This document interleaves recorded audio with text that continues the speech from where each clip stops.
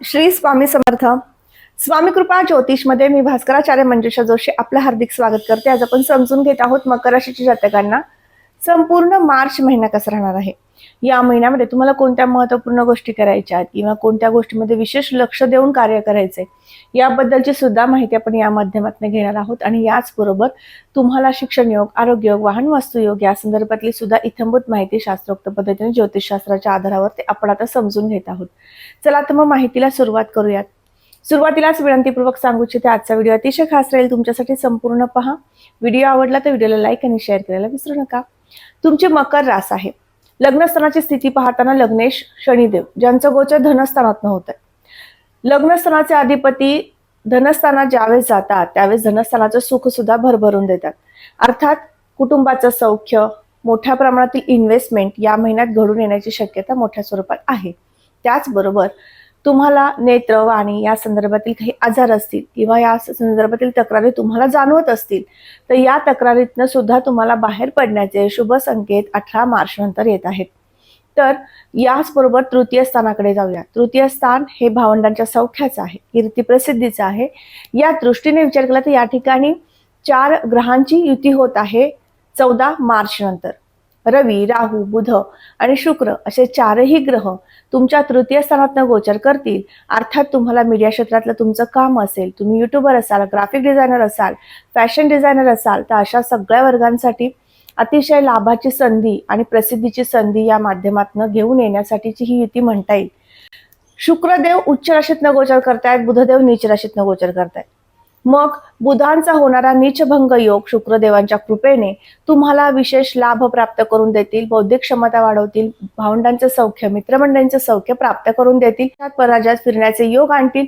अशा पद्धतीने शुभ संकेत या महिन्यात आहेत. चतुर्थ स्थानाकडे जाऊयात. वाहन वास्तू आणि मातृसौख्याच्या दृष्टीने विचार केला तर मातृसौख्य या महिन्यात भरभरून मिळेल. 18 तारखेपर्यंत तुम्हाला वास्तू किंवा वाहन खरेदी करायचं तर यामध्ये वैचारिक पातळीवरती तुम्हाला बऱ्याच प्रमाणामध्ये प्रश्न उभे राहतील. घेऊ की नको, करू की नको या पद्धतीने तुम्हाला 18 मार्च पर्यंतचा कालावधी दिसून येत आहे. पण 18 मार्च नंतर मात्र तुम्हाला जी वास्तू खरेदी करायची आहे त्या वास्तू खरेदी करण्याकडे तुम्हाला शुभ संकेत दर्शवत आहेत. पंचम स्थानावर आपण शिक्षण, संतती आणि प्रेम प्रणय पाहतो. प्रेम प्रणयाच्या दृष्टीने हा महिना अतिशय उत्तम आहे. तुम्ही एकमेकांना साथ सोबत कराल, एकमेकांच्या करिअर बद्दलची विचारांची देवाणघेवाण या माध्यमातून होणार आहे.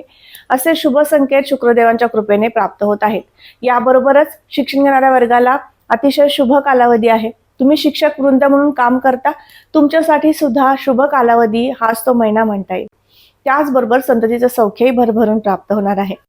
कॉमर्स किंवा सायन्स आणि शिक्षण घेणाऱ्या वर्गासाठी हा महिना संमिश्र म्हणता येईल. थोडासा अभ्यासाकडे लक्ष देण्याची या माध्यमातून मी सूचना देऊ इच्छिते.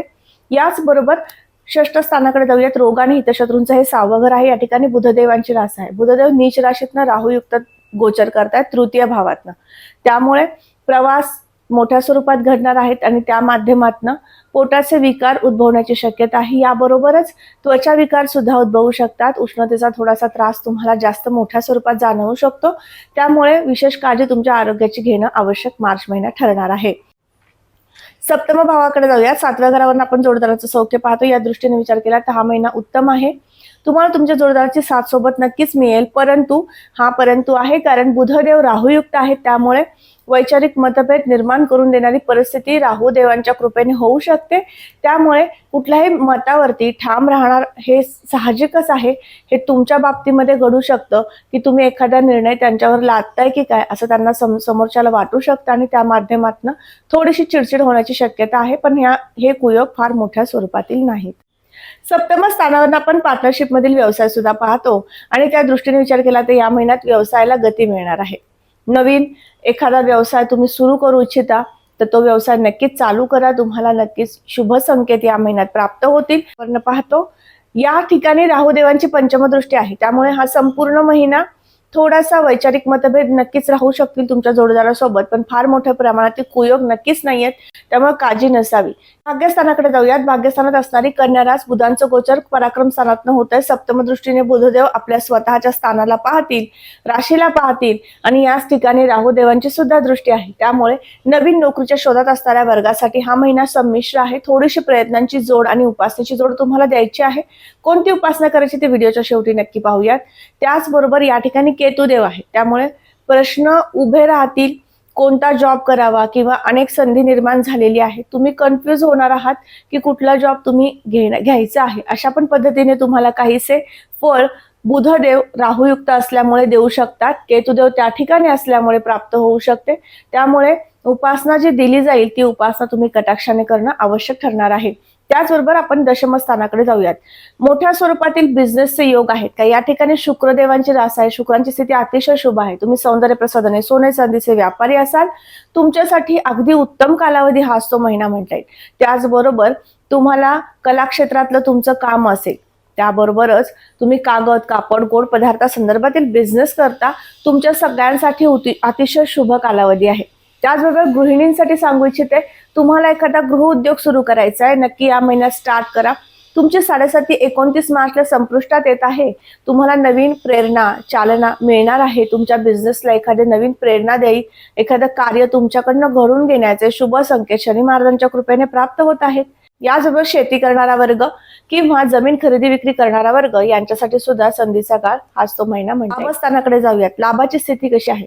अनेक प्रकारचे शुभ संकेत तुम्हाला या महिन्यात आहेत. लाभादृष्टीने तुम्ही एखादं कार्य करून ठेवलं होतं, त्या संदर्भातील कामे मागे पडली होती, आता ती मार्गी होतील, कारण 29 मार्चला शनीची 7.5 संपेल.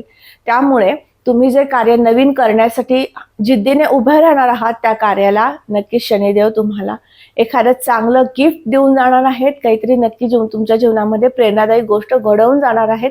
त्यामुळे काळजी चिंता नसावी. लाभाचे शुभ संकेत या महिन्यापासून सुरू होत आहेत. याबरोबरच व्ययस्थानाकडे जाऊयात. खर्चाचे योग या महिन्यात नक्कीच आहेत. पर्यटनाचे योग आहेत. परदेशात परराज्यात जाण्याची संधी निर्माण होणार आहे आणि त्या माध्यमातून तुमच्याकडनं खर्च होऊ शकतो. भावंडांच्या सौख्यासाठी त्यांच्या जीवनात एखादी महत्त्वपूर्ण गोष्ट घडते आणि त्यासाठी तुम्ही अर्थार्जन थोडंसं दिलेलं आहे आणि त्या माध्यमातून समाधान प्राप्त करून घेतलं आहे, असे शुभ संकेत या महिन्यात आहेत. म्हणून खर्च होऊ शकतो, पण तुम्ही त्या खर्चासाठी नक्कीच समाधानी राहणार आहात. आज आपण समजून घेतलं 12 स्थानांवरनं तुम्हाला कसे शुभ संकेत येतील किंवा कुठल्या गोष्टीमध्ये काळजी घ्यायची आहे. आता आपण उपासनेकडे जाऊयात. उपासनेची जोड तुम्हाला द्यायची आहे. उपासना काय कराल? या संपूर्ण महिनाभर मारुती स्तोत्राचं पठण नक्कीच करायचं आहे, ते बंद करायचं नाही.